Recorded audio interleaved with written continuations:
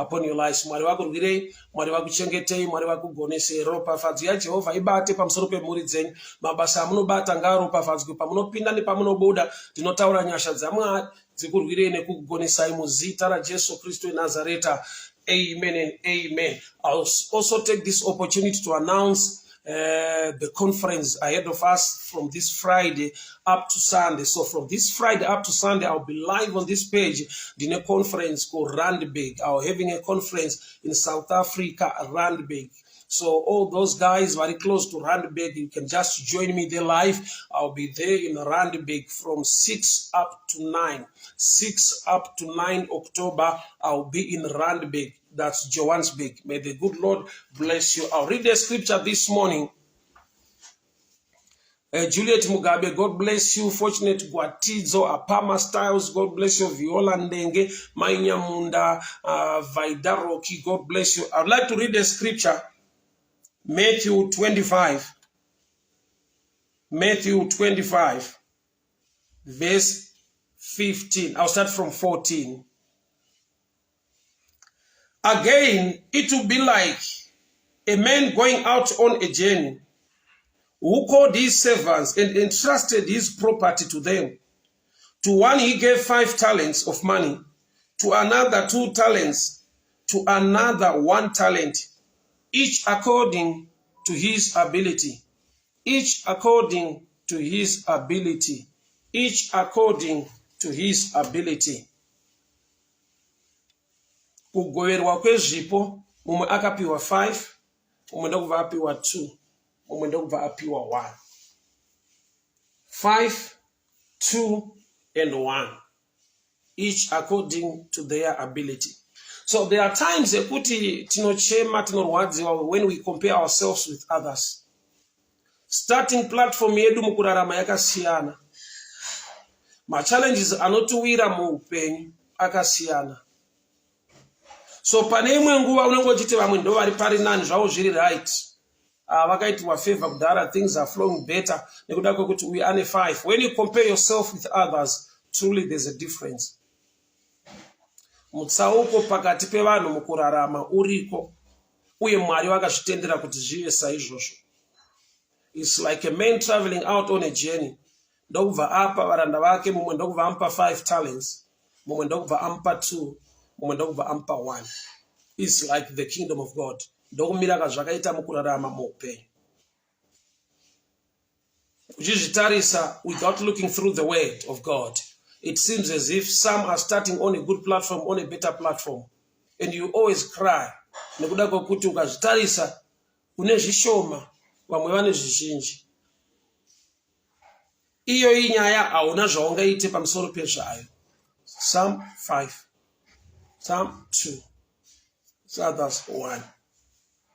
So vane 1 and 2 vakatarisa ane 5 vanoona sekunge pakaitwa zviri unfair. But munoziva here kuti difference yatiinayo kusiyana kwezviripo izvi inyaya yekuti Mwari une chikonzero, the secret behind it. So as they were given each according to his ability.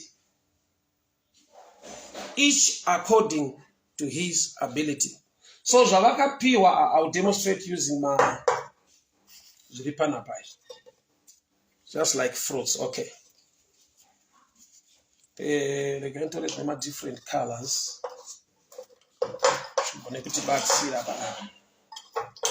Okay.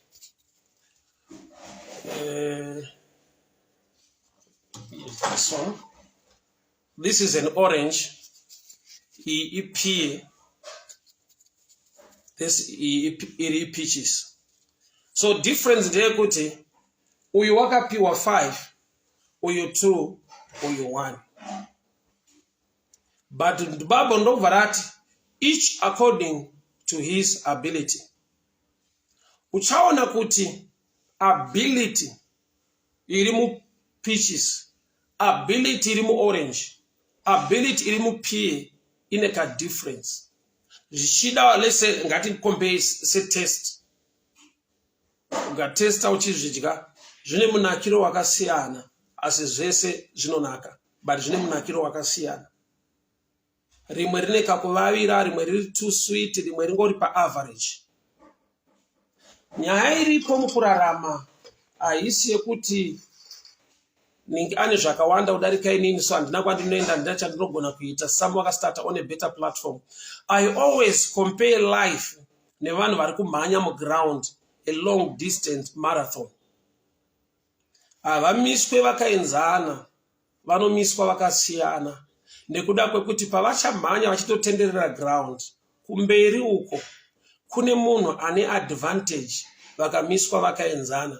But vakamiswa mumwe ari pamberi, it becomes fair nekuda kweshape yeground pavachanoda kutenderera. So life is a long journey. Atitange pa same platform as we have the same God who grants us grace to make things work. So kana shokorati, they were given each according to his ability. Dambudziko redu nderekutadza kudiscover the inner ability given to us by God. Dambudziko redu nderekusaziva the inner ability that was already given to us by God before birth. So zvinonzi kuna Jeremiah, ndakakuziva usati wava mudumbu ramai vako, ndikakuita muprofita. Zvawakaitwa naMwari, zvausingazive, ndo secret inokupa kukunda pane zvinokurwisa zvawaakusangana nazvo zvaunoziva. So which means the inner ability is a secret yakadesignwa naMwari inside man, inotoda through relationship, prophecy, revelation, deeper understanding yekuziva kuti zvakamboiswa mandiri zvinonzi inner ability naMwari zvi. Ukadiscover ichocho chinokubatsira kushanda nezvauinazvo outside kuti uve nesuccess muupenyu hwako. The inner ability ndo yaunobatanidza the outside ability. Let me put it this way. Vamwe vakapiwa 5, mumwe 2, mumwe 1, each according to his ability. So inonzi inner ability is secret. Chinhu chakadepositwa naMwari in you, chinotora your relationship, prayer life, prophecy, revelation to discover, so that kana wachiziva ndo the starting platform yekugona kudila nema situations ari kuya against you, nokuti unoshanda nezviri kunze uye nezviri mukati kuti udile ne challenge iri kuya against you. I'll give you an example. The inner ability yakapiwa tsuro, the inner ability yakapiwa tsuro musango, ndeyekuti katsuro kadiki kane speed, kanogona kunzvenga. So iko kunzvenga bedzi ndo kunoita kuti kagone kurarama musango rine mapere, rine shumba, rine makava, nokuti pakanodzingirirwa kanogona kunopinda mumwena usingakwani zvese izvo zviri kukadzingirira. Kana kuti kana pasina mwena, kane ability yekungonzvenga kusvika kabudirira kararama. So kakasaziva the God given ability, kanotarisa shumba, kotarisa bere, kotarisa gava, kuti asi Mwari makandiunza iri musango rino kuti ningova chinhu chichangodyiwa chikafu chedzimwe mhuka. Why? Nekuti kakuzvikompare nebere neshumba, kanoona sekunga akararame. In life unenge katsuroso kakaiswa musango rine shumba, rine mapere, rine makava. Instead of complaining, learn to discover the inner ability that was already given to you. Munoziva here kuti kune zvinhu zvisingadzidzirwe, but zvakadepositwa already in you, zvaunofanirwa kuti iwo kana wazviziva ushande nazvo. For example, hove mumvura, kurarama kwayo mumvura, kuswima, kurarama kwayo mumvura, kari lifestyle kari already designed by God. Hakuna hove inoti kana yabereka mwana unoenda kuma lessons. Hakuna mwana wefish anotichwa swimming. Is the nature, is the lifestyle yefish. So the inner ability now, haugone kungoiziva. It's a secret. Zviri pachena, Mwari vakapa vanakomana vevanhu kuti vazive. Asi zvakavanzika ndezvaJehovha. Zviri pachena, Mwari vakapa vanakomana vevanhu kuti vazive. Asi zvakavanzika ndezvaJehovha. Which means your relationship with God will make you discover the inner ability deposited in you by God. I'll read Deuteronomy 29, verse 29.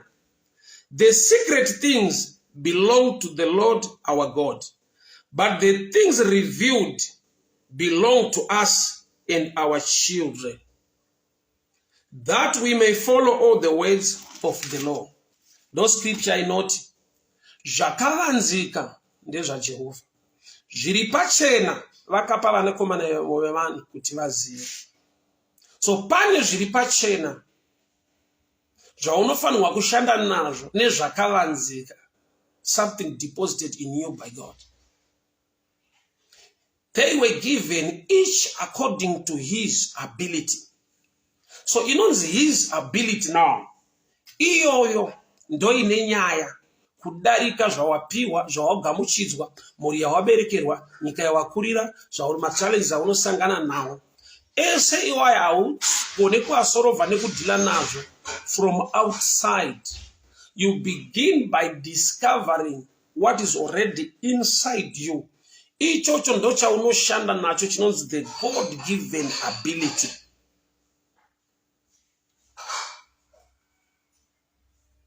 So ichocho chakavanzika, it belongs unto the Lord. Zviri pachena ndo zvatinoziva tese zvatinoona.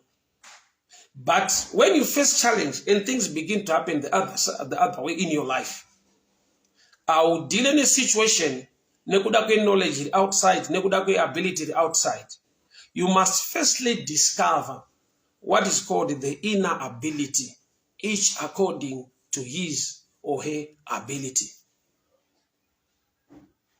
Kuziva zviri mauri. Kuziva chakadepositwa naMwari mauri. Kuziva the gift in you. I'll give you a scripture kuti tigone kubatsirika panapa. Nokuti munhu akasaziva the inner ability, anogona kuchemedzwa nechallenge yaari already gifted, wired by God to overcome. I'll read the book of Chronicles. Muone kuti murume unonzi Saul akatadza kuuraya Goliath. Yet he had the ability to do so. He was wired. He was wired. He was given the ability by God. Gifted as a Benjamite. Asi ana kubudirira. Ana kuuraya Goliath. Chikonzero chiri chekuti ana kunge adiscover, kunge aziva zvakaiswa naMwari maari. Okay. The tribe of Benjamin ndo rwakava rudzi rwaSaul. 1 Chronicles chapter 12 verse 2. 1 Chronicles chapter 12 verse 2. Note. They were armed with bows, and they were able to shoot arrows or to sling stones, right-handed or left-handed. They were the kinsmen of Saul from the tribe of Benjamin. Rudzi rwekwa Benjamin ndirwo rudzi rwakanga rwakapiwa the inner ability, the gift, the grace of God yekugona kukanda matombo either ne right hand or ne left hand. They were fighters, designed and wired by God, gifted the inner ability to throw stones, either right or left hand. They were gifted. But Saul the Benjamite, where rudzi rwaka Benjamin, vane zvipo izvozvo, haana kuuraya Goliath. Akauraya Goliath ndi David. But Goliath anga akafesana na Saul nehondo kwa Israel. David was just a man, a boy, who came into the camp atumwa na baba wake Jesse kuzounza chingwa uye nekudzoka report to the father. He was not a trained soldier. So chiri kukundikanwa pana Saul. Akusi kuti Goliath was too powerful for Saul. He lacked the knowledge of discovering the inner ability. Pastor Shepherd Abrams, how are you? Say, God bless you. I hope to see you in Johannesburg. God bless you. Evangelist, God bless you. So no doubt to one panapa. Kuti chimwe chawakatarisana nacho. Chaunotidai vanhu vandibatsira kukunda chinichi. You are already wired to overcome that. Only if you know the inner ability that God has deposited inside you. You are too powerful. You are anointed. You are blessed. You are an overcomer. But the challenge is the hidden ability in you. Ausatiwaita discover. So as a Benjamite, he was gifted to throw stones with either right or left. Goliath akafa sei akatemwa nedombo na David. Sei David asarudza kushanda nedombo nesling. David chaangogona kuita atsvaga kuti sei Mwari vakatendera Saul to face Goliath, which means Saul is wired and gifted to kill Goliath, but he lacks a revelation, understanding of the inner ability to be an overcomer. You are an overcomer. You can make it in life. Grace and favor is upon your life. Don't look down upon yourself. Don't complain, but just pray. Seek revelation. Pray for the inner ability that yakadibositwa na Mwari Maori to come out, so you can see and know. Namo ina Saul, namo yakava na Saul, the Benjamite, the first king of Israel. Ndo namo yatinayo vazhinji vedu. Tine zvinhu zvatinoda kubatsirwa. Mwari zvaakatoziva kuti we face this challenge. Ndokubva vadeposita an inner ability. So dambudziko nderekuti unenge uchiona two outside. Unenge uchiona uine one talent outside. Or compare nevamwe vane 5. Woona sekunge they are the better guys to do it. Yet you are gifted, talented, wired to make it in life. Only if you can discover the inner ability, the gift, the grace that God has deposited in you. Mwari vakuitire nyasha, Mwari vakuropafadzei, Mwari vakuchengete, Mwari vakugonese. Favor idururwe muupenyu wenyu. May the godly given ability yakaiswa na Mwari Maori mugone kuidiscover, tigone kuiziva muzita raJesu Kristu weNazareta. Amen and amen. Let me speak a blessing over your life, guys. Father, I pray, I release favor, grace, blessing, protection muupenyu vana venyu. Ndiri kunamata mangwanani anu, nyasha ngadzidururwe. Let them discover what you have already deposited in them. Mwari vana venyu ngavagone kuona nyasha, ngavagone kuona zvipo, ngavagone kuona favor, the grace you have deposited in them. No matter Goliath wanetsa zvakadi, we are wired to overcome. The blessing of the Lord is upon our lives. Baba ndiri kunamata mhuri dzevana venyu dzichengetwe muzvikoro, discipline, success and favor upon their children. Mabasa avanobata Mwari ngaakomborerwe, nyasha dzenyu ngadzidururwe. Ndinotaura kuropafadzwa nekugoneswa Mwari. Ndanamata muupenyu vana venyu.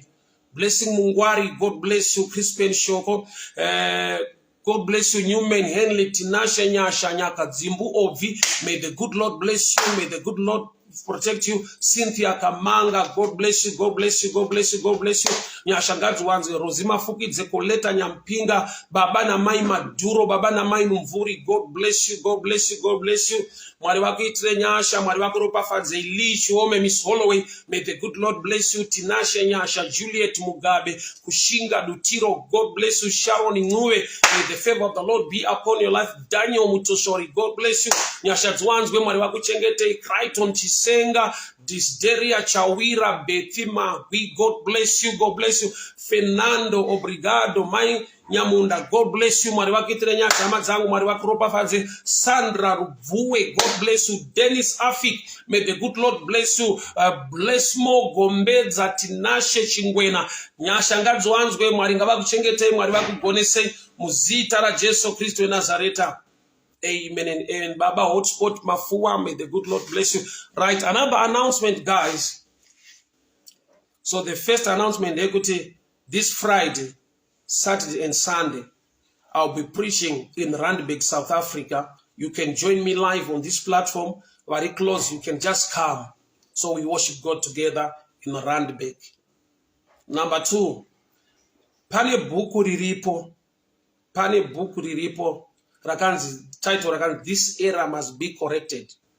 Buku iri takarinyora after some series emharidzo dzandinoparidza on this platform, like the spirit of Abishag, akawanda matitles ndofunga munoaziva, vazhinji munoiziva se inonzi kudziisa mambo, the spirit of Abishag. So takatora about 4 sermons tikanyora a book yekuti this error must be corrected. This book really available for the meantime in South Africa. Book written by Evangelist Trymore Muparinga, this error must be corrected. Rino wanikwa South Africa. You contact, let me say, Pastor Mfundisi Brian Mafua Variku Deben. I'll put his number as well. But remember, sermons are to post like now. My clips are repo. Tinema details a book hero. This error must be corrected. This book repeat a hero 300 rands. Zimbabwean side maybe it's about $15.